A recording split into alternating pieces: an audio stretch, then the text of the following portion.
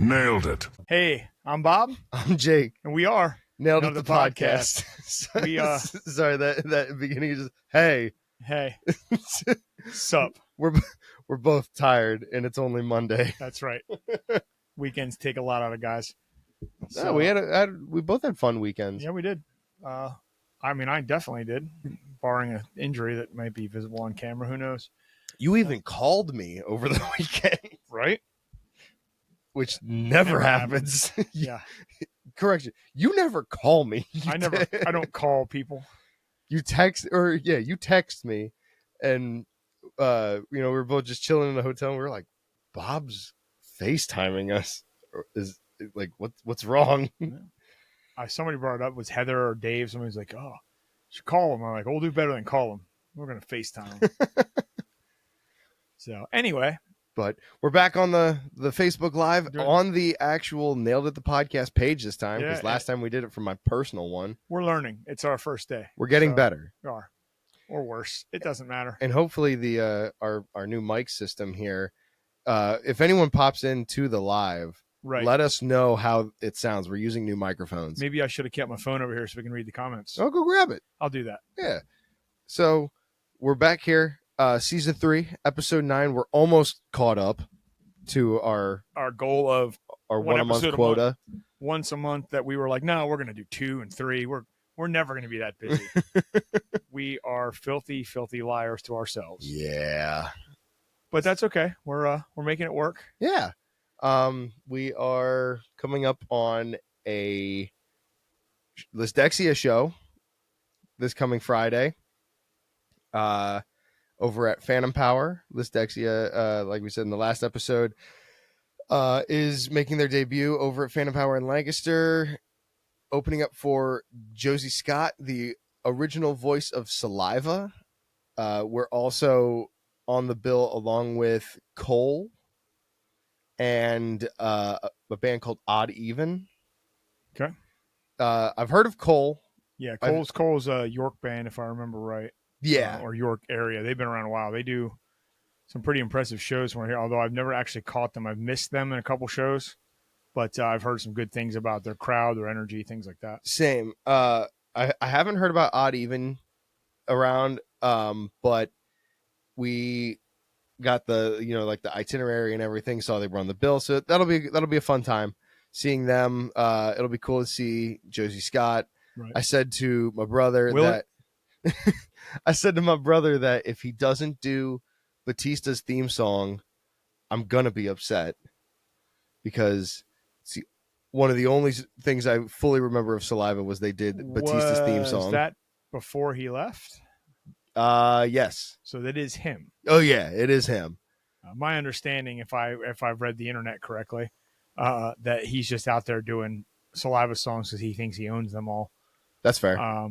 While he's busy badmouthing the band for not having him in it anymore. I'm pretty sure that's lead singer syndrome, buddy, and you should get yourself checked. But anyway, good for him. He's out selling tickets or whatever. Yeah. So yeah, that should be a fun night. We're first on the bill. Starting at 7. Tickets are available online if anybody is interested in attending. But yeah, I'm looking forward to that. Lisdexia doesn't get to play very often. I assume the tickets are available on Phantom Power's website.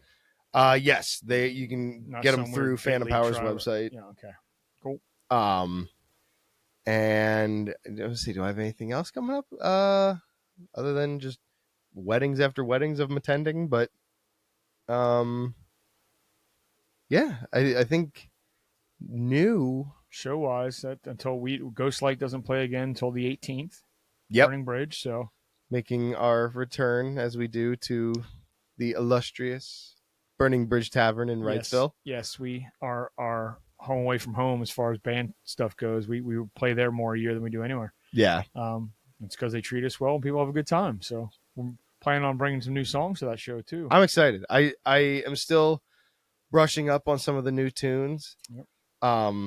That of which I won't name. I'm not gonna name them yet. Blow up our spot. But we are definitely going to be having. We're gonna have a rehearsal, which we don't do. Yeah, ever. that's a new thing. Is we don't. No, we practiced twice before Jimmy and Dave made their debut. Yes, yeah, We because to practiced get twice them with on them. board. But we, as a rule in this band, since I've been in it, since you've been in it, we don't. We pick songs, we learn them, and we play them at the shows and hope they work. Yeah. With discussion, obviously, during the week, hey, what are you doing here and stuff. But I think a lot of that's between you and Rich because of guitar lead parts and things of that nature. But and you and I with vocals sometimes, things like that. But it's twofold. One, where we got new songs we can work on, and Rich actually wants to. As he told me on the phone, by the way, the other night. Breaking news for you, Jake. He wants to try. He's doing his best to get everybody switched to in-ears, so we don't have to bring any more extra equipment on stage. Oh yes, you did tell. He wants to get rid of his we head heard rush. that in the text. He's trying to get rid of this 4 monitors. Dave can use in-ears. I think he likes having the monitor because of his bass going to the pedal. Mm-hmm. So he might be less inclined, but we'll see. But yeah, the fact that Rich wants to get dialed in is good. In-ears are a huge deal as far as I'm concerned. So Absolutely. I remember when you were trying to convince me to get them for the longest time, and it was a game changer. And as soon as I got them, you were 100% right that in-ears make such a difference. I understand they're not for everyone. In-ear monitors are not for everyone. Some people feel closed off. They don't like the feel of it, but it improved my singing 100-fold almost immediately when I started using them 20 years ago, and I won't go back. It's night and day for me. The control is and the lack of losing my voice. Yeah. I mean, I'm not properly using them as I've been yelled at by many a singer because I only put one ear in because I like to hear what's going on. If I do feel a little closed off, it's a little weird for me. I'll practice with them in a full volume practice. I have 2 ears in all the time. Yeah. On stage, I can't do it. And I'm just letting the drums beat the shit out of my right ear for the rest of the time. It's fine. Teach their own. I've dealt with that too because Alex pointed out that my right ear is my bad ear because for the longest time I was always stage left. And the drums. Yep, and the drums were always on my right side. And God, I think I was stage left for every band but Ghostlight. Well, I was always on. Oh, it makes sense. Yeah, I was. Always that on is stage traditionally, in my eyes, like a lot of, at least locally, it always seemed like that's where the lead guitar player always ended up in a 5-piece. Yeah, 4-piece, a little different story. It seems weird to me to have the bass to my right. Yeah. Every other band I'm in, the bass player's always been to my left, and that was always the bass player. Well, see, now I'm making lies out of my own story here.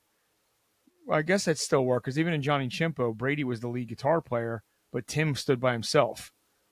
Brady played with Tim's a loner. Well, Tim was energetic. And we realized that at one point Brady was on the right and Tim was over. The rhythm stuff was on the left.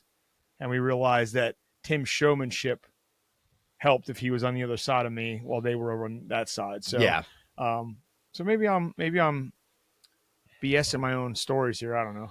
Actually, I guess it's different for everybody. You know, the more I think about it, there's been instances where the bass was on the left side. Because when Andy was still in the band in Ghostlight, when we did Tellus last year, he was right behind me on the left. Because it was Andy, me, you, Rich. But I think it also has to do with stage space. Right. Well, and Andy had a habit of he'd place himself back by the drums if he had to save space, especially after you joined the band. Yeah. He would just put himself wherever he needed to. He put himself in a corner a lot of times. He wasn't singing. He didn't really need to be up there. That doesn't work with our 4 across the front mentality. So yeah. Hey, to each their own. Every band's got their own thing. Feel free if anybody's watching or watches this later, throw us a comment. Let us know what you think or what your position on where, if there's a traditional place that people should stand. I don't really think that there's a rule about that or anything. Yeah, comment down below your ideal stage layout. Yeah, and and what band. I mean, unless we know you, clearly we'll know what band you're in. But yeah, it'd just be interesting to know what people think of that. I'm trying to think because like even with Lisdexia, I'm primarily on Dave's left side because the way we've been doing it. I mean, even when you have 17 people in that band, there's 5 of us. Where are you going to stand? There's 5 of us now. 7 guitars, like it's just. Well, even when Shane was in the band and was playing keys, it was Shane, myself, Dave, Matt, Jay, and then Joe would always be in the back. The So drummer, that's weird. Why would the drummer be back there? No, I get you. I get you. listen, the amount of times we've played, and because we were the opening band, our kit would basically be in line with the rest of the band. Right. No, but even now that we're a 5-piece, it's always myself, Dave, Matt, and Jay in a row. Jay is also one to kind of tuck himself in the back, which I tell him he needs to come to the front all the time. Right. I get you. But I thinking about like any of the other bands, like correction, because a lot of times I was a front man in the bands. Like on the Rocks, I was a front man. When I was in Transylvania, my brother and we shared the front man like role. So we almost like what you and I do, Right. where we're kind of the two in the front. Mark and I did that in Transylvania. And then Light the Lamp, I was just a singer in. So I think, the only other bands that I was really like off to the side in was when I was in Shoes to Fill, and I was just the guitarist for the beginning of that band, and then I took over the frontman position. And when I was in the LC Rockers, my shitty cover band that I was in when I was a senior in high school, which, by the way, I'll have to show it to you. And for those watching, you guys can find two LC Rockers full concerts on YouTube. We don't even have that for our band now. I forgot about it and rediscovered it the other day when it was a suggested video for me on YouTube. And it's 2 of our gigs from the same day. We played 2 gigs in one day at the Lebanon Street Fair, and we were supposed to be the opening band for the day. It was like 11 o'clock in the morning, and we played our set, and the lady who like organizes the whole thing, she was like, "You guys are great. Are you guys available for the 3 o'clock spot?" We're like, "What are you talking about?" She's like, "The band that was supposed to play at 3 had to cancel. Oh. Can you guys fill that 3 o'clock hour like spot?"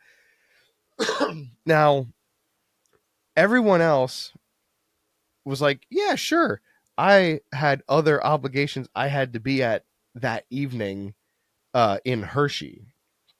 There was the Lebanon Catholic Legacy Gala night, and sounds exciting. I was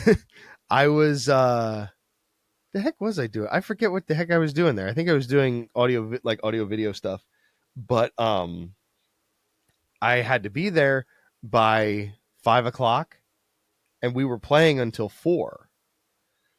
And so I was like, okay, we can do it, but I got to run home first and like get ready for the gala. Right. And I said, we'll do it as long as you guys have my stuff ready on the stage. My guitar is tuned, and all I got to do is come up and, strap up. And they're like, cool, we'll do it. I ran home, took the fastest shower I've ever taken in my life, threw on my suit with my blue suede shoes, because I have real blue suede shoes. And of course you do. And I booked it back to the street fair, because the street fair is right in front of the Lebanon courthouse. Right. And at the time, I was living right outside of Myerstown. So I had a solid, 10, 15-minute drive. And so I'm back. It's like 2 o'clock. Everyone else is in basketball shorts and a t-shirt, because it's like, 80 something degrees outside. And you're in a full suit with blue suede shoes. I'm in a full suit and blue suede shoes playing, we were playing Mustang Sally and Back in the USSR and like all these other Beatles tunes we were doing. So the blue suede shoes matched, but there's a video. In the video, we're in the middle of Mustang Sally, and Lexi, who was our other guitarist, she was our rhythm guitarist, she used to read all of her music on sheet music, and had, it was all on a music stand and all that. And in the middle of Mustang Sally, a gust of wind takes all of her papers and just sends them flying away. And you see me just like, I'm continuing to play, but I'm just acknowledging the fact that all of her papers are flying away. And I was just like, okay, this is what we're doing now. I guess we have to deal with this. Yep. And one fell in front of me. So I'm like doing hammer-ons to grab the paper. And now I'm playing with this like stapled piece of paper in my hand. And it was a shit show to say the least, but there was a lot of memories in playing with the Rockers. We weren't a fantastic band, but a lot of memories were made playing in that band. Nothing wrong with that. We played a lot of weird places too. Like we did the Lebanon Street Fair. We did a lot of church festivals. We used to play in front of a bakery every first Friday through the summer in West Reading. Oh, because that's where our bassist / music teacher, that he lived in Reading. So he knew people in that area and would book us in like to play in front of this bakery right on the main drag in West Reading. Like, where the Wendy's is in West Reading? There's one. vaguely, yeah. We were Been a long time. we were directly across the street. Like I would look through the windows of Wendy's at the people eating as I'm there singing Mustang Sally. All right. And we did that for like 2 summers where we played there all the time. We were gaining a following over in the West Reading area where people were showing up in front of this bakery, and this poor bakery no one ever went into. Right. Because the bakery was like, oh, this will attract customers. No. People were like, oh, band. Kids don't have money. Yeah. My dentist showed up. Oh. All right. Because I had to play a show 2 days after getting my wisdom teeth removed. And he was the one that yanked my wisdom teeth out, and he showed up 2 days later to see how I was doing at the show. That's dedication to your craft there. I'm singing looking like Two-Face. I was like, or like Jim Ross, like a little strokey. Yeah. But I don't know if I'm supposed to say it that way, but that's strokey. But no, again, the lot of fun memories, a lot of crazy memories made with the LC Rockers. That's cool. But look them up on YouTube. Look up LC Rockers live in Lebanon, or don't. Save yourself the time.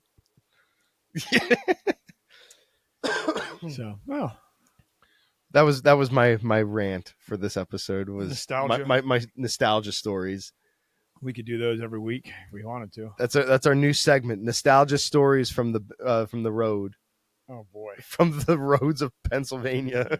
Hey, I've been to other places, like New York and Maryland. Yeah, played in Delaware a couple times. I've been away.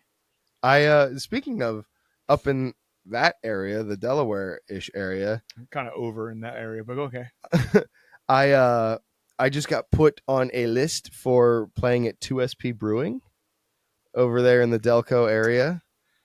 I had a couple people that were like, "Oh, you should play over at 2SP." Notice how he didn't ask me, like, send me a contact information. But to be fair, so I reached out to them and they were like, "So we're already booked for 2026." I believe it. But they're like, "We'll put you on a list."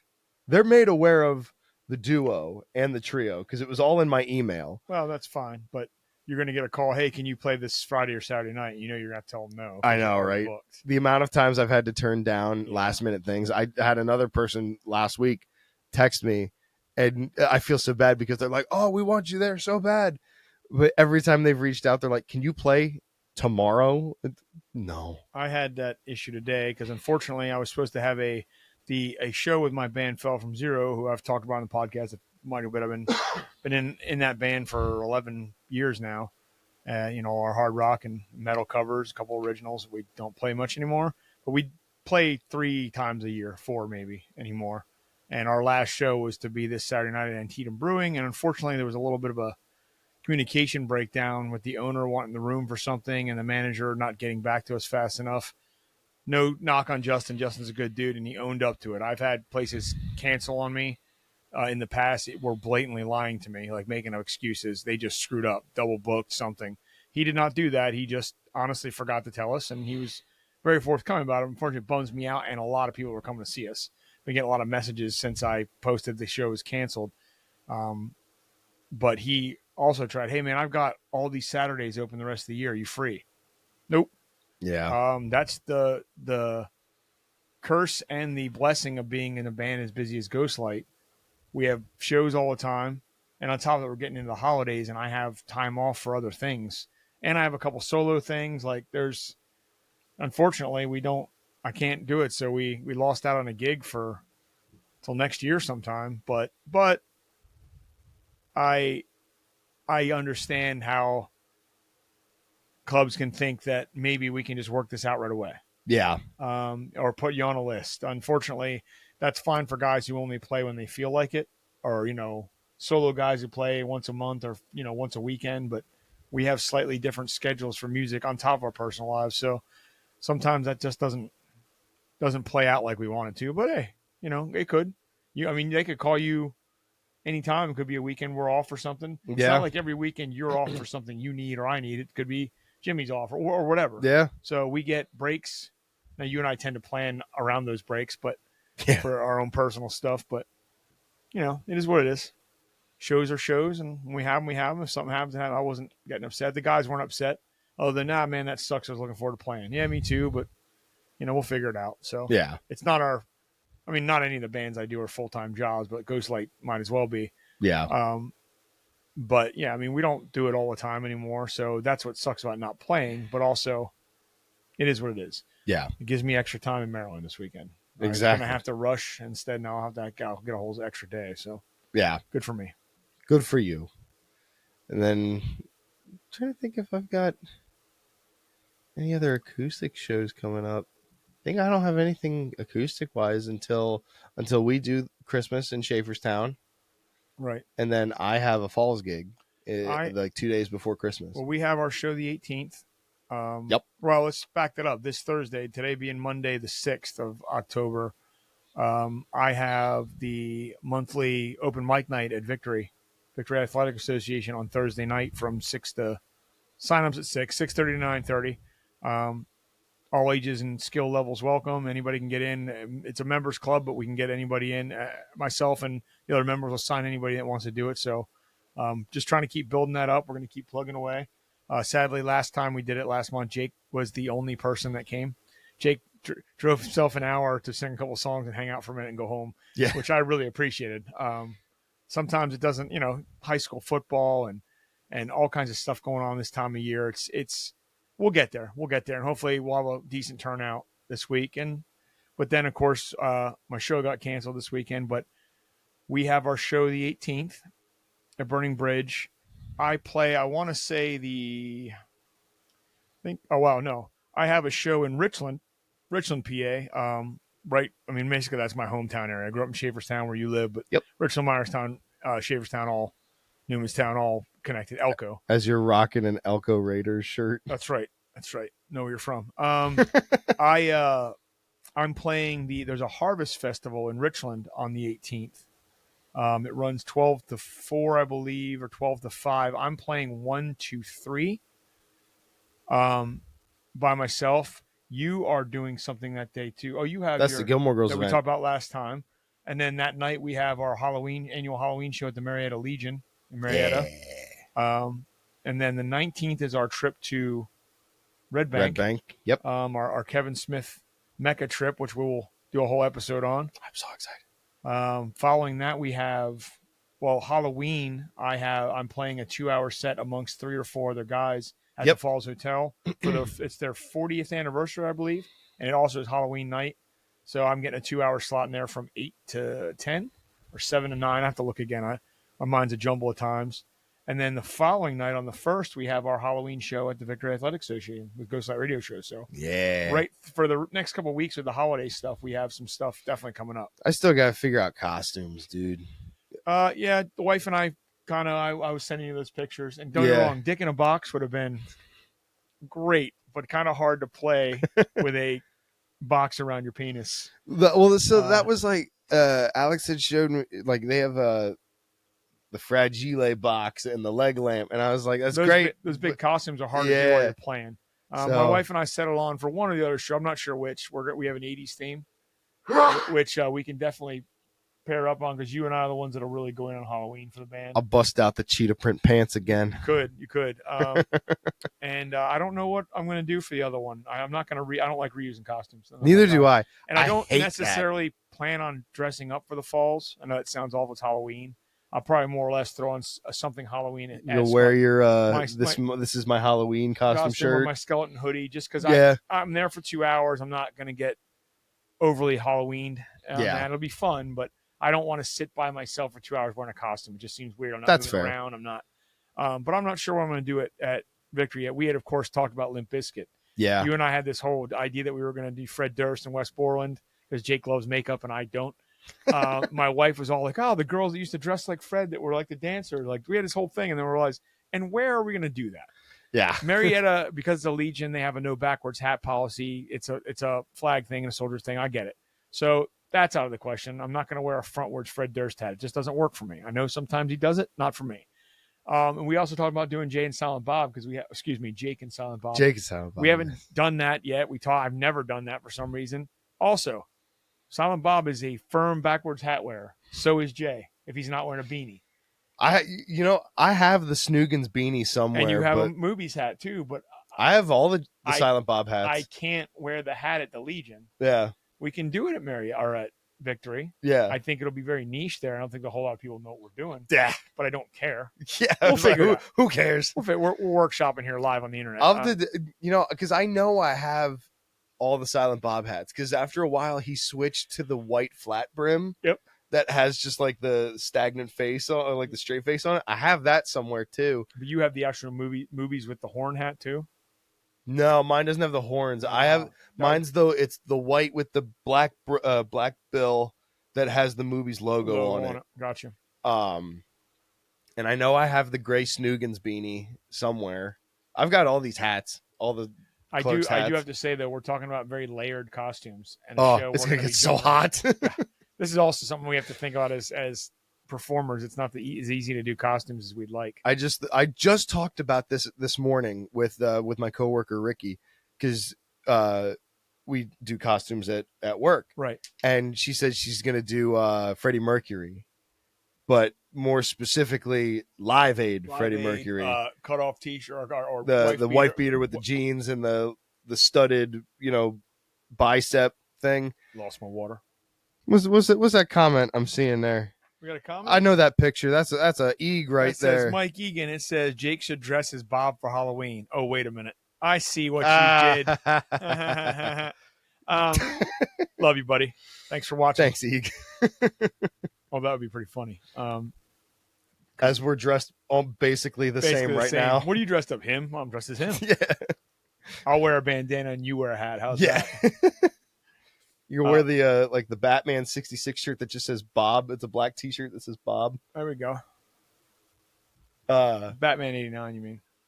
Oh yeah, that's right. That was Batman 89. Sorry, I was thinking of Jacob. I was thinking of the classics. Batman 66, one of the best. It's okay, chum. Move on. See what I did then? Some days you just can't get rid of a bomb. That's right. We'll figure something out. It's Halloween. It'll be fun. All in all, it will be a fun time. But like I was saying, I was talking about these costumes with my coworker Ricky, and I was talking about last year how I did that Invisible Man costume. By the second set, I ditched the whole thing because I, for one, thought I could sing in that mask, could not, and I just couldn't see.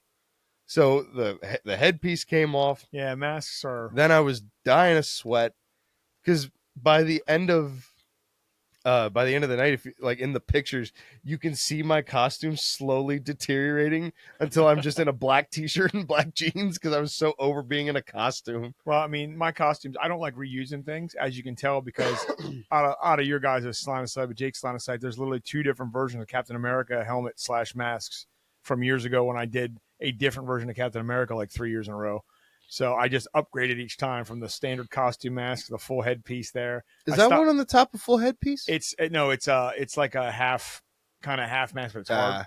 Whereas the bottom one's one of those rubber molded ones, but it looks better. Yeah. But I stopped doing those costumes when it came to actually buying like a full on cosplay outfit, which should have in my closet, honestly. But the helmet, because I have 7 shields here I can take out at any time. You really do. Including a costume shield that's over there under the desk. Yeah. Oh, do you really? Yeah, I have one that looks like his regular shield, but it's just the prop, like flimsy. Yeah. But it's full size. Yeah. There's 1, 2, 3, 4, 5. There's five full size ones in here, and I have several smaller.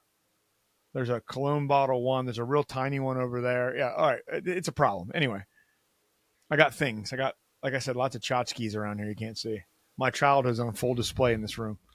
That'll be a Nailed It the podcast YouTube special. Is just the tour of Bob's tchotchkes. Yep. Lots of Funkos in here, man. But literally an entire row of Kevin Smith up there. Like I got things I like. It is what it is. And I like things. The guitars are what I want everyone to see, including the Breedlove. See, I'm all just got this guy back from Bend, Oregon, from Breedlove themselves. Took care of warranty repair. Fantastic people to deal with. I'm not just saying that because we're both on their artist roster. They were so easy to deal with. They took care of it. It was so nice. I recommend if you have one of theirs and you need something done, there's plenty of guys locally, but if you want to have something done or it's a warranty thing, they were awesome to deal with, and it was a very quick turnaround, honestly. It took like a week to ship it to and from one side of, the country to the other, but the work itself they did in a day or two. I debated doing that with mine too, just to have Breedlove just do their magic. Now, I did get my other Breedlove, which isn't here, my mainstay that I've had since I started, doing acoustic pretty heavy 12 years ago or 11, 12 years ago. I had my concert taken to, I was told a while back from our friend Austin that he was doing setups for me. And he's like, you should probably have at least a partial refret on this. It's pretty beat up. Of course, the first 5 frets, because why would I ever play anywhere else? Why would it be up here on the neck? I took it to our mutual acquaintance through Austin, a guy I knew. He played in years ago, there was a Korn tribute band, like a one-off that Austin was in, Dave Z. Yep. And Eric was the guitar player, Eric Tipler. Eric does repairs now on the side. He also works for BCR. I don't know if it's repairs or just works at BCR. But he has his own business, and I'd been seeing his Facebook stuff, and Austin recommended him. So I reached out. He not only took care of my Breedlove inside a week, which he didn't necessarily wasn't planning. He has probably 12, 13 guitars on his rack with different levels of being worked on, parts ordered. And it just turned out, I took it to him on a Sunday, and by that Friday, he's like, yeah, man, so I had to order this or that for other things, and I can get yours done, so I'm going to go ahead and do it. So I had it done in a week. And I've only played a little bit. I haven't had a show. It seems like a new guitar, refretted for up to, I think he did the first 15 actually. Made sure everything was leveled out and set up. It's just fantastic. I actually dropped off my Godin hybrid. Yeah. I was having some issues with one of the pickups in it because that's a dual pickup system. Yeah. And I was like, hey, I actually have this in the car with me while I was picking up the Breedlove because I tried to use it the night before with Dave. Yeah, I saw that. I had a lot of problems. I ended up borrowing Dave's Michael Kelly because this one wasn't back yet. Okay. So I showed it to him, and he's like, well, you're probably having a problem with the bridge pickup, the saddle pickup, because the bridge is lifting up here. Didn't you notice that? Very minutely, the bridge is lifted. I hadn't noticed. Yeah. Like just little things. He's like, yeah, man, I'll look this over. Now, he hasn't got it started on yet, and I told him that was not a hurry. But I found a guy I'm taking my guitars to. From yeah. I have an old Gibson on the wall there, which is, you can see in frame there. That's one I got as a project guitar years ago. It was just the body and the neck. There was no hardware, nothing on it. The pots are beat in underneath the wood's cracked underneath the pots. Oh yeah, I see that. Like it needs repaired there. The frets are pretty much junk. Like it needs worked on. And I actually think I'm going to make that the next thing and have him just kind of get it back to where it was. And that's an 80s bolt-on neck Gibson, which they stopped making because they bought Epiphone or took over Epiphone, whatever it was, and started making the cheaper ones, the Epiphones. That was basically the 80s version of the Epiphone Special 2. Like a bolt-on, easy to play, thin body. The only Gibson I'll ever own. The more I look at it, the more this bothers me. The screw that's holding in the pickup or the pick guard. Well, that's how it's meant. That's how those are built. Ew. I actually had to buy all that stuff. Those are actually, I believe, Gibson pickups I got from a buddy of mine. Yeah. If I remember right, they're the Gibson ones. And I got hardware, I even had the diamond sticker for the headstock. Yeah. Wasn't there anymore. I put one of those on. I got a Gibson, truss rod cover. Like I wanted it to look like it should, Yeah. but it needs a little love. And I'm again may never even play it out, but got a guy who will actually fix it up, and make it something again. So I think that's what I'm going to do. And you got this thing, whatever this thing is. What is this? The one next to you there, the white one. Yeah, White, I'm breaking my neck looking at it. that is just a like a Bobo no name. I forget what it's called, Aria maybe or something. Yeah. That my son's friend years ago had that and a classical acoustic, which is over there on the thing. And he's like, I got these two guitars, man. It's $50. I want to get rid of them. I'm like, I'll take them off your hands. Yeah. This one was like a blue color. It had holes drilled 6 places on the body through the headstock. Someone must have put it on the wall and just drilled right through To hang it. So I filled it in. I used dowel rods, all these tricks I found.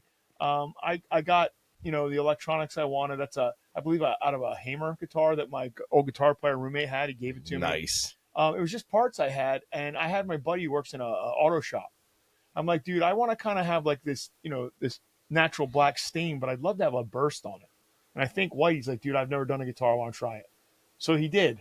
And it came out pretty cool. Again, Yeah, that is really cool. I altered the headstock a little when I sanded it down to make it kind of unique and not the original one. Like, I just want to see what I could do. Yeah. I would never build a guitar, but it was neat to rebuild one. I Yeah. guess. So That's how it was when I did my Epiphone Les Paul, my Les Paul 100, to be for Transylvania. right. It was originally like that cherry sunburst, the red into The yellow. standard one they used to have. Yeah. That or flat black. Yeah.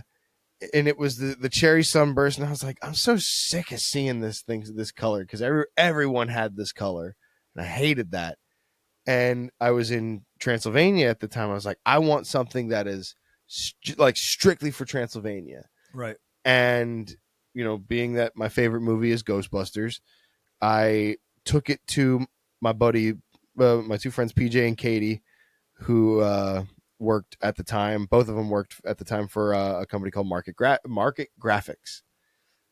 Shout out to PJ and Katie. They instead of painting it, they wrapped it in vinyl, Right. like they would for a vehicle, because that's what we did. We the company that I worked for, we built and fabricated and manufactured first responder vehicles. Oh, okay. Okay. So, like the black we used is the same black that goes on a cop car. We on the binding we put yellow chevron, and they then printed out a vinyl Ghostbuster logo graphic and put it on the back. So we redid the whole thing. It's now a solid black with the yellow chevron binding and the big Ghostbuster logo on the back. I do eventually want to do like a neon green drizzle over it. Slime. Yeah. Never got around to doing that. I've had this guitar in this form for now 5 years, because I got it back during COVID. And when they rewired the pickups, they're rewired backwards. So when I flip to my neck position, it's my bridge pickup. And that was just a soldering mistake. Oh, that's easy to fix. Just Yeah. pull the switch out and switch them. Yeah. But yeah, it's a neat little thing. And now you and I were just talking about doing our next project. So Jake and I spend a stupid amount of time sending TikToks to each other. We are on TikTok, by the way. We don't use it ever, but you can find us there. Nail it the pod. And I always send him, besides stupid, funny stuff, it's usually music related when I send you. But I came across the other day someone who is doing what they call a cell shaded design, an art that is kind of like a comic booky look. Perspective for anybody that might know, the game Borderlands is done in a cell shaded design. So if you ever seen any pictures of that, it's that kind of thing. Very striking, dark black outlines, but a lot of animation used it now. Anyway, I saw a Strat or a Strat style guitar. I don't know if it was an actual Strat. Yeah. That I sent you that just looks so cool with that. And that was the other day. I didn't think nothing else. I was like, that's neat. Then he messaged me today and said, I'm thinking about buying a Strat body, and doing this. I'm like, that's a good idea. So I got myself down the rabbit hole just looking at people doing, which is an amazing art skill that I'm pretty good with certain things, but I've never tried that, and I would never try on the guitar first. Oh yeah, It no, seems like it's simple, but it's not. But it's just a cool thing that I think gonna do a cousin. And I have that old Squire over there that I just like to beat on because it's fun. yeah. It cost me nothing if I remember right. That might be one to just do and see how it You know turns what you out could do, because I know you said you have the original white pick guard for it. somewhere. Yeah, You could practice it on that pick guard before you do it on the actual guitar. true, true. Yeah, like you, I went on the internet, was looking for like a cheap knockoff I could find Yeah. or a DIY kit. I'm like, I don't want a kit, then I have to do the whole thing. I even found somebody in like Redline selling a Strat body for like $50, Oh but it's really? just the empty body. I'm like, I found one in Robizonia that he said it's a full Squire bullet. Yeah, it's that vintage white. which is what that one is. It's a Like, bullet. Yeah, yeah, it's the vintage like cream white with the white pick guard, maple neck.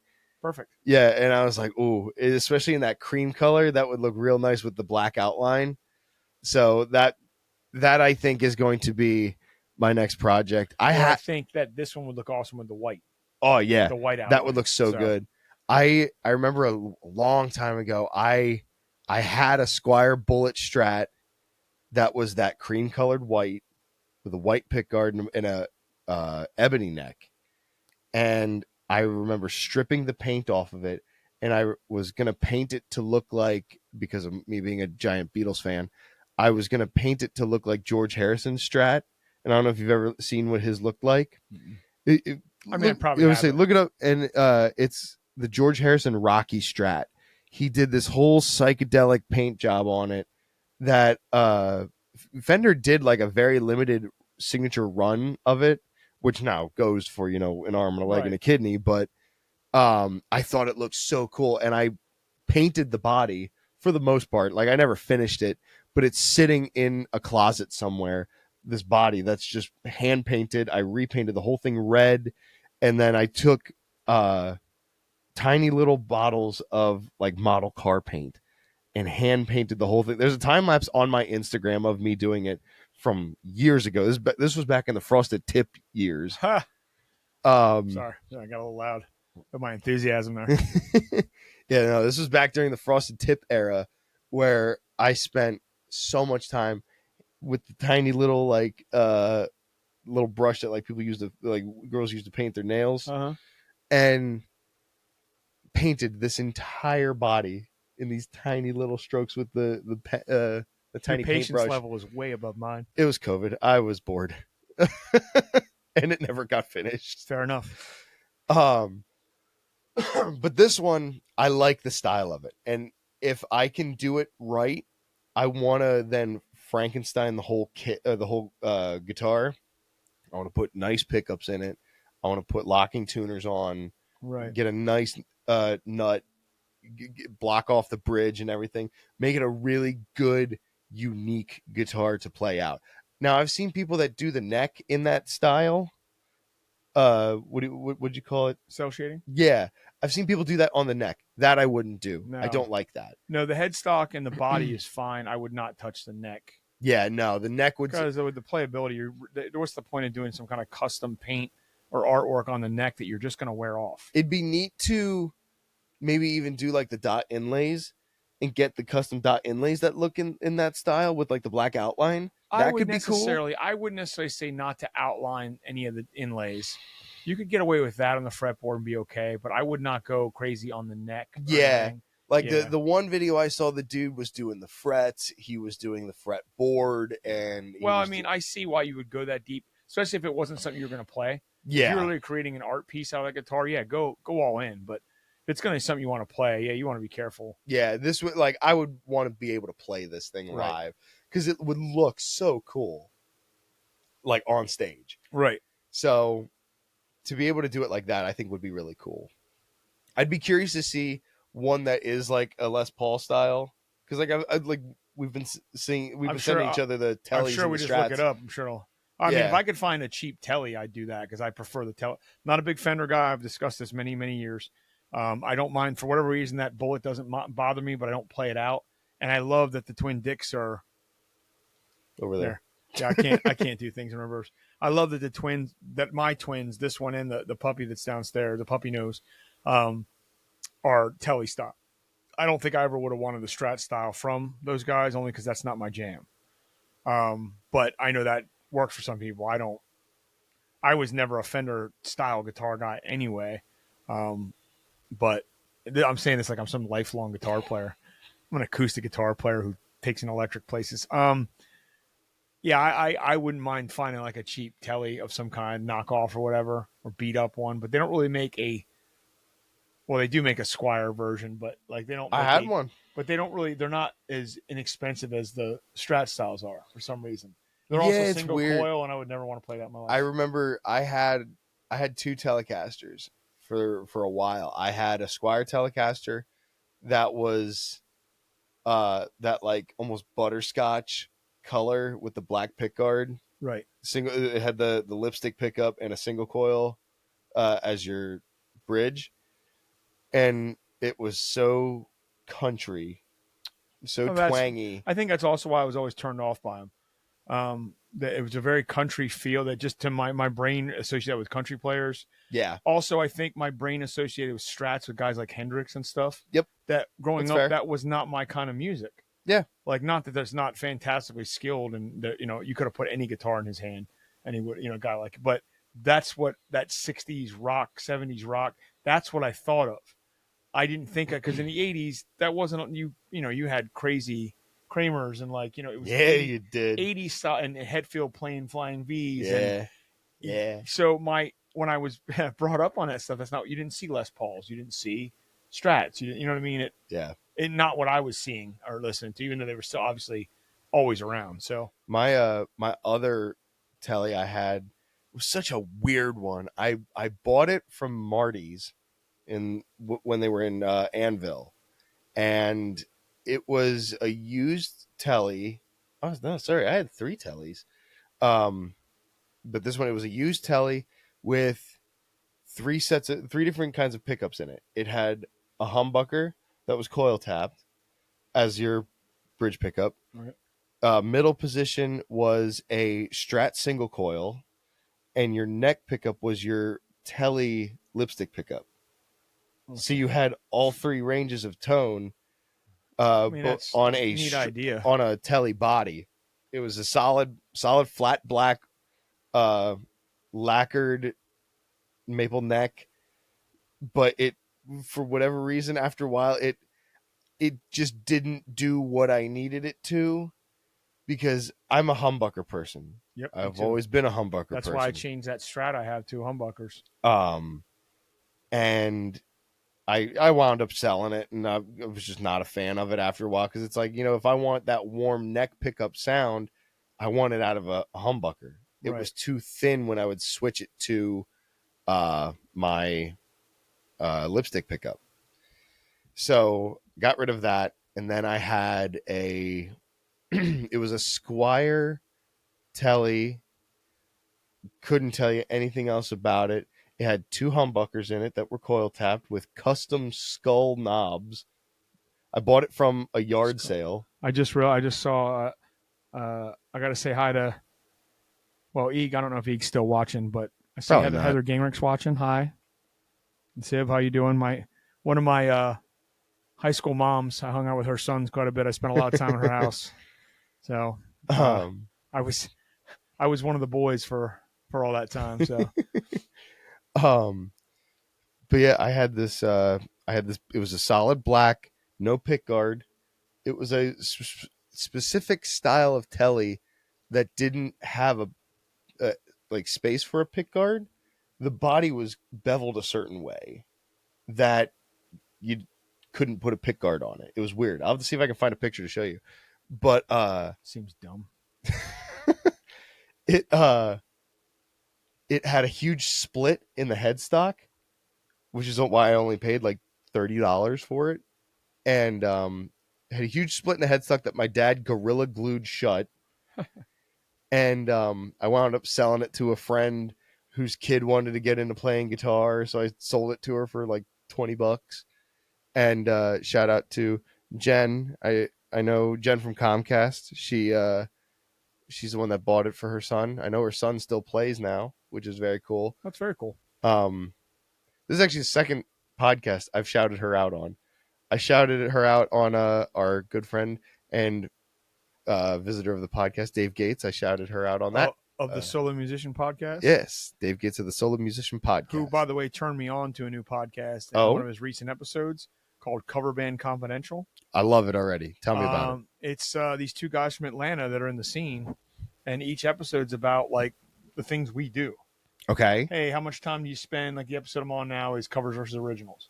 I listened to one whereas they'll take some reader questions, and he was like, how much time do you practice setting up for a gig, new songs, old songs? You practice every day of the show, you practice day of the show, like stuff like that. Just hey, how do you deal with it? It's a whole thing, and Dave brought it up on one of his recent episodes, so I went and checked it out, and I'm enjoying hitting their backlog. They got 300, 400 episodes, something like that. That's pretty cool. I have to give that a listen. Yeah, give it a listen because it's so far I'm enjoying it. It's very business, and I don't mean that like they're boring. I don't think it's like some sort of entertainment excitement podcast. It's for guys like us that do this. Yeah, and I'm very entertained by it myself, and I learned a couple things, or confirm things I already learned or taught myself. So yeah, I like it. Yeah, I'll have to give that a shot. That sounds really cool. I'm trying to think. Here's one for you. Is there a guitar that you've owned that you no longer own that you regret not having anymore?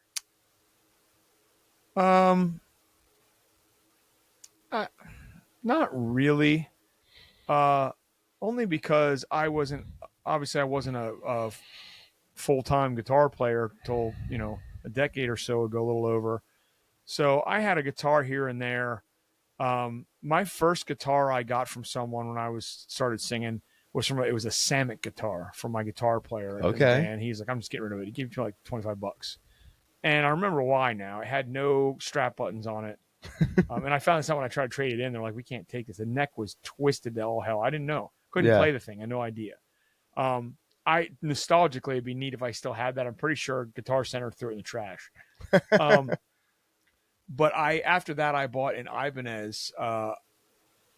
Is it a G10? I think they were. It was pretty. It looked like kind of a double cut style. Okay. SG style. Okay. Or Ibanez had a double cut.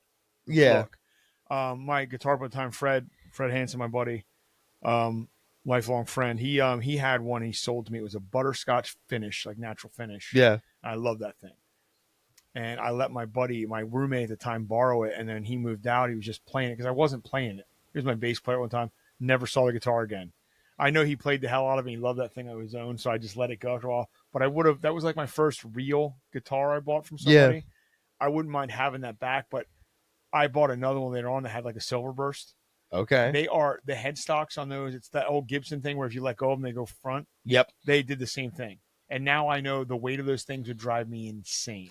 So it would definitely just be hanging on the wall and I would never play it. Yeah. But it'd be neat to have back. But after that, I really didn't touch guitars again until I started building. Like I have a build over there too that was just parts guitar. Is it that white one over there? White one.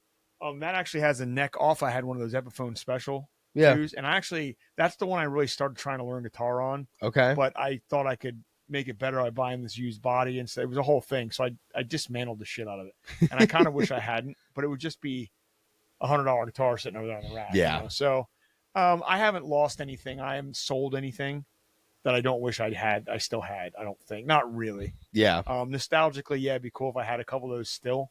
But there's enough guitars in here that I don't play that I'm not. That's fair. I'm sure you've probably gone through some too. Oh, there's one that I regret selling. It was one of those that like where I was at, I didn't like it. I didn't like the tone of it. But now after selling it, I wish I still had it. And it was my my '59 Tribute Epiphone Les Paul.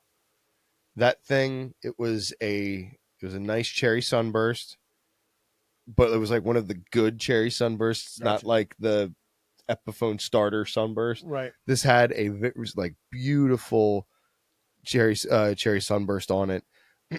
White pickguard, or like that vintage white.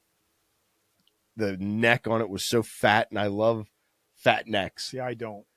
My hands aren't built for that. I know that now.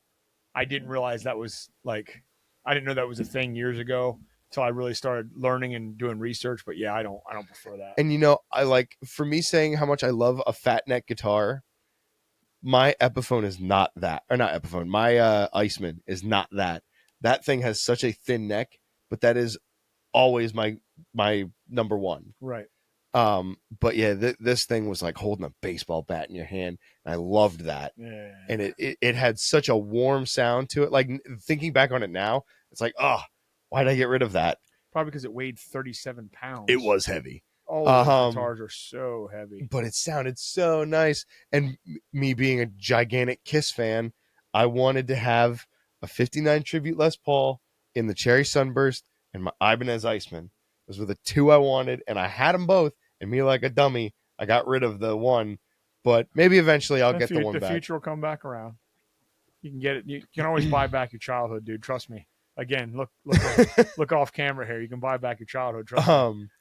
I do, however, I want to try the Tommy Thayer signature Les Paul. No. Tommy Thayer is the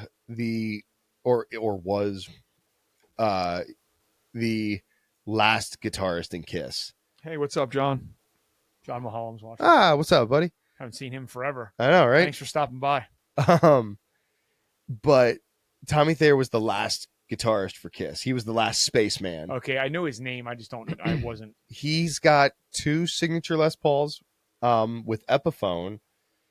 The one is a Alpine Sparkle White with a chrome mirrored pickguard. I think I'm actually aware of this guitar. Like, I think I've seen pictures of this thing.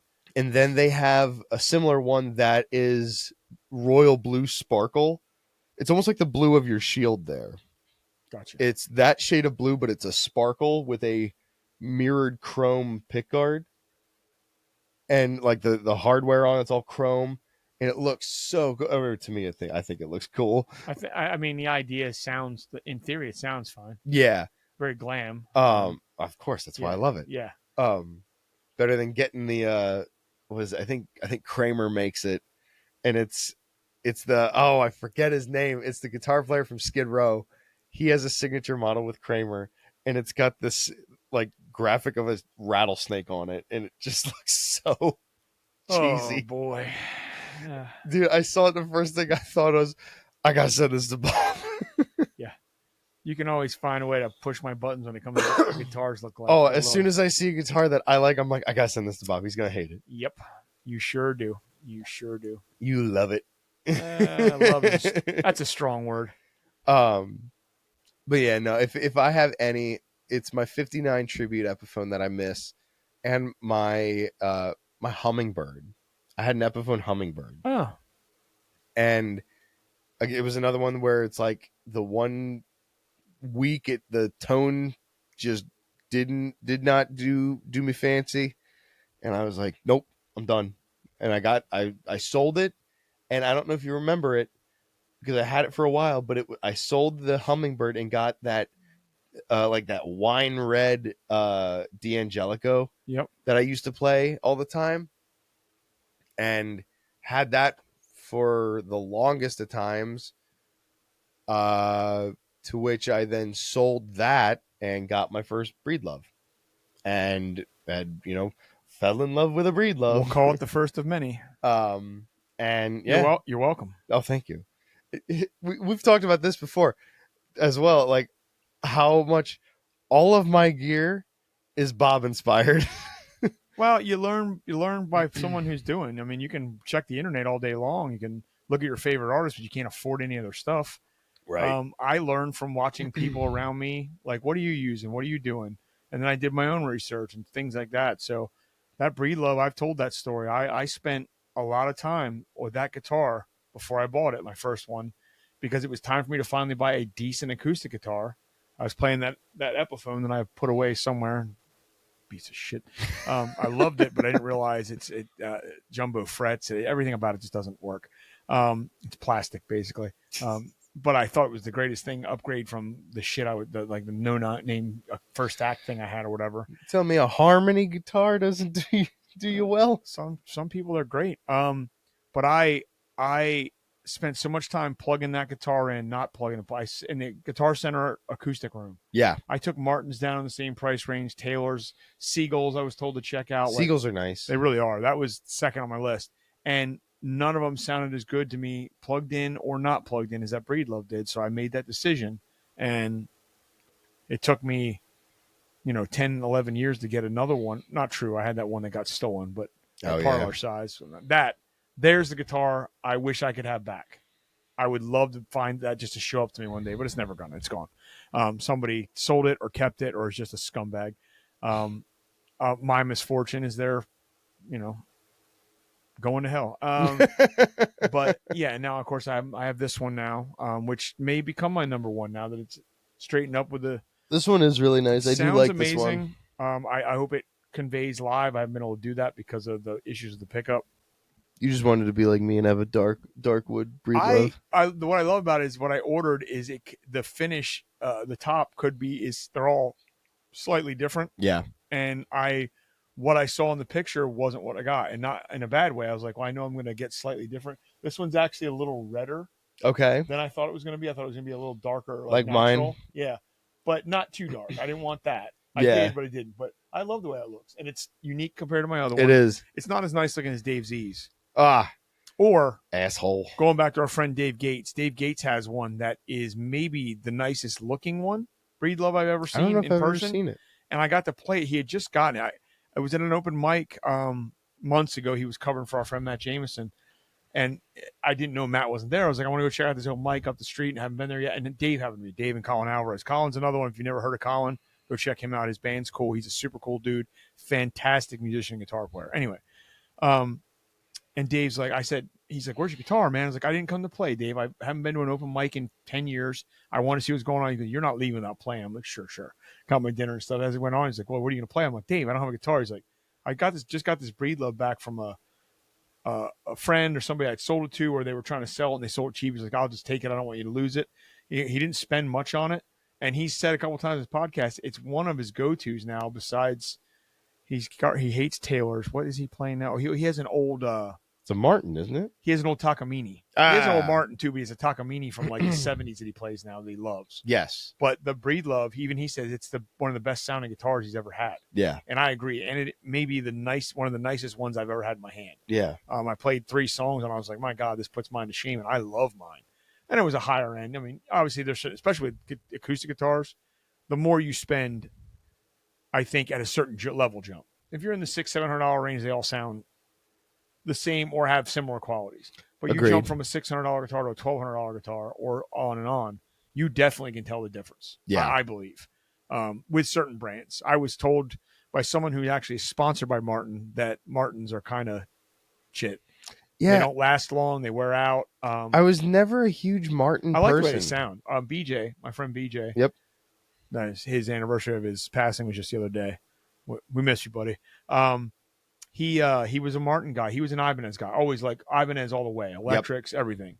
As you know. Yep. But he switched to a Martin after playing his Ibanez. He's like, I'm going to get a new guitar. And that's what prompted me to get out of my LTD and get a nicer acoustic to play with him, because I was getting better at playing with him. And I'm like, I can't play this plastic sounding guitar, and he's got this Martin that sounds amazing. Yeah. So, and his was, same price range as my Breedlove, $600-700, a DAX1 or something, whatever it is. It just sounded really good. So I've heard ones that really sound good, but their longevity has been brought into question by a couple guys who've been playing them for years. So I don't know. It's each their own, I guess. Yeah. I guess you got to like what you like. I mean, it comes down to guitars or gear. You listen to your friends or you don't. Some people are stubborn. Or, you go with stuff. I mean, I just knew that you were receptive to hearing what I had to say. Yeah. When I like something, I tell the world about it. Oh, it's yeah. Music or gear or whatever. But with us playing together and stuff, and I was like, look, man, I'm telling you, I think this is everything you need, especially like the Head Rush stuff. Yeah. Like, that's everything you need. And it really has been. Because I'm trying to think of early Nailed It years, when early to me Nailed It times. I don't remember what I was playing through. Were you bringing an amp then? Was I? I don't remember. Well, because I remember the early years we were just acoustic. Yeah, that's true. And I'm trying to. You only ever broke out your electric if we were playing a full gig. Yeah. like the four of us, but you didn't have the head rush the whole time. You had to have some kind of processing, or you wouldn't be able to do it, or an amp with you, because you can't just go an electric can't go Yeah. right in the PA. I don't remember if because amp wise, my main live playing amp that I had was my uh Marshall Valve State 2000, and it's a little 112 Right. combo, but I don't remember ever having that No, for I can't remember. gigs. We'd have to look back at old pictures, and we might even be able Yeah. to see what you're doing. Um. Just as far as I can remember, you had a head rush, and that's the end of the story. Yeah. You know what I mean? That's all I really remember too, is just like having the head rush and just doing like fucking around with that for the longest time. I think that's what I mean. That's our story. That's the narrative now. Yeah. We've always had head rushes. We never had anything else. Yeah. Um, Yeah, no, my gear has very much evolved, as it does, Right. when playing as long as as we have. Uh like you look at my first rig at my very first gig was that Epiphone 100, that was when it was originally Cherry Sunburst, through a Line 6 Spider on the hard rock setting. That was my rig. Ooh, didn't go insane, huh? No. Or crunch. Because Ugh, I had one too. or maybe it was crunch. I don't even, what was it? It was clean, crunch. Insane. No, mine had a metal setting, and then it was insane. That might have been right. Yeah, there might have been 4 settings. So I think I was on crunch, and which is funny because I know I've talked about this when we decided to bring the song back, but I played one song, and it was Sharp Dressed Man, and I played it at the Downtown Lounge when I wasn't allowed to be in there because I wasn't of age. But it was, yeah, I was that kid. I played through an Epiphone Les Paul, through a Line 6 Spider, and that was my rig when I started. I had a Spider combo, and I had the Bogner head, the Line 6 Bogner head, which I loved. I had an Epiphone. Epiphone made a blues. Was it the Blues 50? I forget what it's called now, but I had that amp and cabinet to match it. Mm-hmm. I used to just spend money on stuff I couldn't even play. Hell, Eeg had to go with me to test that amp out because I couldn't play guitar well enough to make sure it worked. I had a Mesa, I had a single rectifier head, and I still have the Mesa 212 cabinet, or 210 upright. But Donnie, my guitar player and Fell from Zero, has been using it for years. Yeah, it's an upright small cab. It's better than him having Dragon's 412 out all the time. It sounds amazing. I actually got that from Dave Heisey. Actually, he's like, "You still have that? You still have it back to me?" I'm like, "Nope." Donnie, go hold on to it until we're not playing anymore, and then it comes back to me. I'm never selling. I don't even have an amp to power it. Never selling that thing. But I mean, I just got rid of my Mesa, my Rectiverb 50. Or was that a dual rec? It was single rec. It was a single Rectiverb 50. That thing weighed way too much to ever take it out of the house until I sold it. I mean, I've cycled through. I don't know. My first amp was a Marshall Valve State head and a shitty no-name cab. Yeah. Back when I shouldn't even been buying amps. I couldn't play anything. I couldn't play a chord. I was always a gear guy. Yep. Once I got into like knowing how boards work and recording and the vocal side of it, my wireless stuff, I naturally shifted over. What do guitar players do? Like, how do they get that sound? And back then there were guys that had 75 pedals on a pedal board at shows, and you didn't realize like they only used like 2 of them. Yeah. Or they were chained, and some of them were all on, some weren't. Or there was a guy in the back switching them. Yeah. You don't know any of that back in the day. I have a picture somewhere, obviously my love for Breaking Benjamin, of Ben Burnley's pedal board, which probably isn't the same anymore, but it was back in the like mid 2000s. Yeah. Someone took an overhead of his pedal board. Yeah. His delay pedal, the trem, which is the Boss trem pedal. Yeah. He gets polyamorous trem. Now they probably all modelers and don't use any of that, but yeah. Hell, he barely plays anymore. But yeah, it was just interesting to me to see how people made shit work. And now it's all wrapped up in that processing unit on the floor there that I can pretty much do anything with if I was good enough to do so. I'm trying to remember like some of my rigs that I had, because like I said, I started out with that Line 6. Then I moved to the Marshall Valve State combo, which was Mark's, my brother, because he played guitar like as a hobby. He didn't play in a band or anything. Right. Or correction, he didn't play guitar in a band. He was a singer in a band. Right. But he would play guitar on this Marshall, and then once I got into playing, I was just playing through that. Then when I joined my band Shoes to Fill, I borrowed a Hughes and Kettner Warp 7 412. Oh, I did have a Hughes and Kettner combo too. This was the 412 cab with the Warp 7 head, and that thing was a beast to lug around. I don't miss that at all. And then towards the end of the Shoes to Fill years, which was, and I don't think I've ever even said this, was part of the reason why I started to like lose interest in being in the band, was they wanted me to have a certain sound, to which they then bought a head and cab for me to play through to have a certain tone. Seems very demanding. A little bit. And like an overdrive pedal that I had to play through, because like when I was using the Marshall, it was a Marshall combo, the valve state combo, through a Rat distortion. That was my rig for the longest time. Oh, and a Crybaby. But so like I played through the rig that they had bought, which was a orange CR120 head through a Blackstar 212, solid rig, but not what was for me at the time.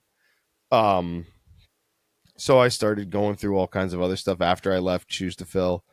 I had bought a Marshall 212 from Creeders over in Fredericksburg that I then gave back because it had a lot of wiring issues in the speakers. But I had that, and then I bought a Marshall. It was a Marshall Vertical 212 with a Orange Dark Terror, or the Micro Dark, and that was my rig for a brief time, because it was the Orange Micro Dark with the 212 Vertical and that 59 Tribute. So a very 80s rock rig. But then I just got tired of lugging the amp around, and then I switched. There's just no need to. And with the way modeling works today, I was one thing, if you're recording, you want to get a tone, maybe not use a modeler, but like live shows, no one, if you got a decent sound system on top of that, or a good sound guy, there is no reason to drag that stuff out anymore. I know there's lots of guys that are just all about live tone and dragging the amps out and stuff, but I just, your volume control's better. Like, I mean, what do we have on stage now that's loud? Drums. Yeah. Rich's guitar. What do we have on stage that's loud? Jimmy. And then Rich has his guitar coming through, but he's trying to get rid of all that on stage. Dave has his bass coming through the wedge a little bit. But most of that's being heard by the subs out front anyway. Yeah. Like, we don't have any stage volume, which is key anymore to controlling yourself in all these different environments. We're not playing arenas. We can't be as loud as we want. In fact, Jimmy brings it up a lot. Yeah. He's not playing to his full power, and I know that. I've been in plenty of bands with Jimmy where he played to his full power. I've seen him get pretty heavy, but I feel like I've never even gotten to see him play at his full power. The Next to Nothing shows really showed, and when he was in Bullet Method, really showed like him going. Yeah. I mean, he got there pretty good. What was that? Labor Day? Craft Haven. At Craft Haven, because he could let loose outside. Yeah, like he was having a pretty good time there, as were all of us. As we were, as we've discussed. Shout out to Dave Heisey. I saw him play last week, and not trying to air your dirty laundry, Dave, but I've never seen you that inebriated on stage ever, dude. And I've seen some shit with you. It was him and his buddy Brent doing their Dynamite Dave show at the Goose. They're closing down their deck, so we were down there at the Naughty Goose Friday night, and of course I got up and sang a song or two, as I would. But man, he looked at me at one point. He was playing something. He's like, "I am so fucked up. I don't even know what I'm playing." I'm like, "You're doing a good job." At the end, I convinced him to play some Angry Elmo AC/DC. He's like, "I'm too drunk for this. I can't do it." And then immediately starts ripping out. I'm like, "Yeah, you're real drunk, Dave." He was. The end of the show, he walked off the stage with his guitar, wouldn't stop playing for all like the Northeast Northeast Ladies Auxiliary that comes to see him. You know what I'm talking about. Yep. And everybody's having a good time, but he wouldn't, like, Brent's like taking his wing. I'm like, Brent, can you get him back to the campground? Like, because we came over on a boat. Yeah. He's like, yeah, I'll get his stuff loaded up and we'll take my car. I'll bring him back tomorrow. I'm like, all right, cool. So he's playing and like, Bob, go over here. And he's like, play something. Puts it on me. I'm like, I'm not going to play anything, Dave. I'm like, I want to get out of here as much as everybody else. And I just strummed a G and a C, you know, just like, Dave, I'm going to stop. And he starts singing Every Rose Has its Thorn. So they all start singing. I'm like, Dave, I'm not playing it. So Dave just starts fretting it and making me strum it, which is I love kind that. of cool. And everybody sang. And then the woman next to me is like, play some Bryan Adams. Like, all right, I'll do Summer 69. They lost their damn minds. Yeah. So like 11:30 at night, I'm just playing open air acoustic at the Goose with Dave's stuff. I got done. I'm like, all right, ladies, we got to be done. He's got to go. And Dave's like, oh, we can keep playing. I'm like, Dave, I am putting your guitar away. And I went over and I put it in his case and closed it. I'm like, you're done, buddy. You got to go. But we did have a good time. But man, he was in rare form. But the reason it made me think of it because I said about Jimmy and Bullet Method. My wife and I kept yelling for Bullet Method songs. So him and Brent did a Bullet Method song. Did they? And he sang it best he could. I took video of it. I got to show the Dave Z so he can give him shit about doing one of their songs. But that was a good time from last week that I almost forgot about already. Long weekend. I fell down. I got hurt. It's good. Yeah, sorry, totally interjected there. It came to mind. I want to say something. But yeah, we all figure out what we're doing with gear. Yeah. Back to that. And some people don't. I mean, I've been plenty of guys that just don't get it. Won't ever get it. Don't live in the now, I guess. Yeah. Don't want to, and that's fine. There's tone freaks out there that won't let it slide. It's not a 412 cab through it's not an old Randall solid state. Never like those. Man, nothing beats a JCM 800 through a Marshall 412. Hey, look, that is a classic tone. But you know what? I have it modeled right there for me. I didn't have to make it. It was already built in. I can change it with whatever cab model I want. Like, yeah. So nowadays it's pretty easy to emulate your favorite, tones from, except for Beartooth. We can't do it. I found another example, one of their songs that really shows off that tone again. I Was Alive. Oh yeah. He does really shows up in there, and I didn't even think about it because there's all that really mellow stuff. But man, we got to figure that out. I'll just play through that tone for every song. Yeah. I don't care. Bob, this is a clean part. I don't care. So, Bob, this is Wagon Wheel. Yeah.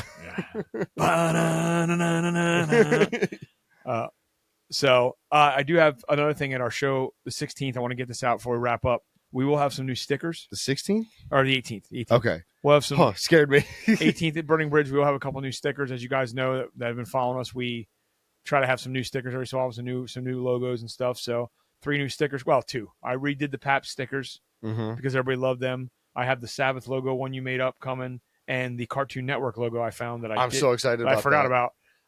And I am going to have some discussions with these gentlemen. I haven't yet aired my dirty laundry. Band business. We've been asked a lot lately about merch.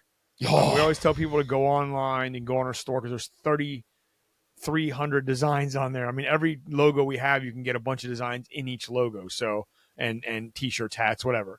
But I do think maybe it's soon time to have some kind of, you can only get this at shows shirts. Yeah. So I think maybe that's going to happen soon for people wondering about Ghostlight shirts. Can we get a shirt that says I saw Ghostlight Radio Show live and all I got was this shirt? No. I think that's cheesy.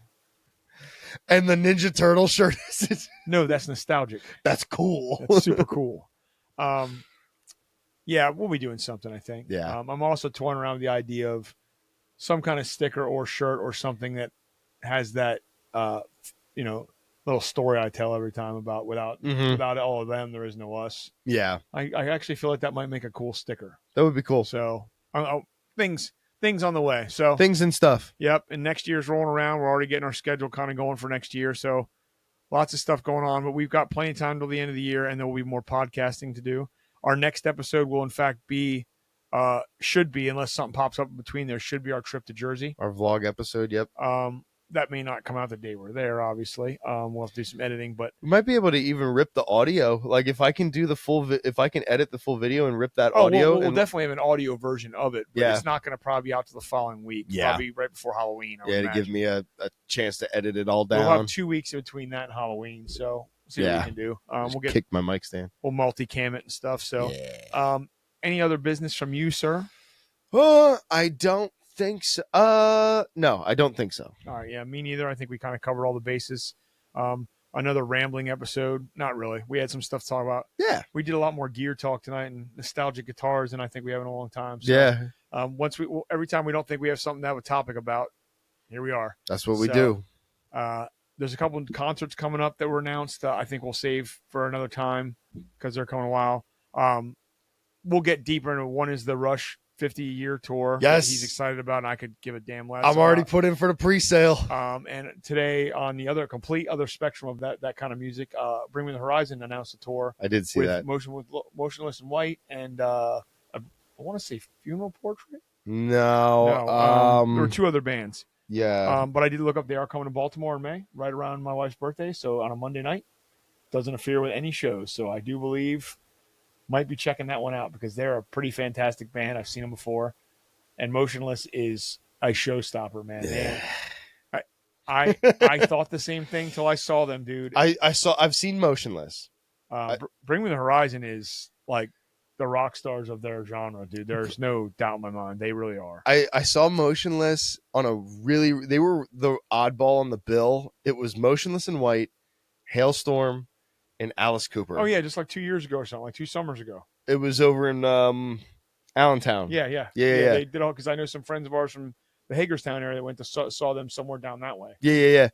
Yep, I saw them on that, and it was, I don't know. I have my moments where I really like Motionless in White, and then I have my other moments where I'm like, I don't care. Well, I think The singer looks like Rhea Ripley. Actually, that's the other way around. She looks like him. Rhea Ripley looks like Chris Motionless. Yeah, on purpose. She's stated as much. Oh, absolutely. I saw them split a bill with Beartooth, so Ooh. I have a completely different perspective of that show. They were the headliner. Beartooth Disease was in full swing. Oh. So yeah, I saw that in a smaller club, dude. It was packed, tight house. So I'm telling you, it was probably good. But anyway, we'll get really into I think those concert announcements. And I saw actually something country wise. I want to talk to you about it another time too. So we talk about it all here, folks. So I think that's going to be it for this episode. I think so. So episode 9's in the can. We will see you guys at the shows, hopefully. We'll see you guys in New Jersey on the next episode. Our next episode, we will be touring around Jersey. Jersey. We're going to hit all the things Kevin Smith down there. Secret Stash, Quick Stop, and Atlantic Highlands. We're going to hit the Smodcastle Cinemas to watch the 30th anniversary screening of Mallrats with Kevin Smith there and Jason Mewes and Jason Lee. Oh, so Jay, Silent Bob, and Brody in the house. I don't even know how we could. So, so hey, would you like a chocolate covered pretzel? That being said, we're going to wrap it up. So as always, I am Bob. I'm Jake. And we are Nailed It the Podcast. We'll see you guys later. See you. Nailed it. We're both tired and it's only Monday.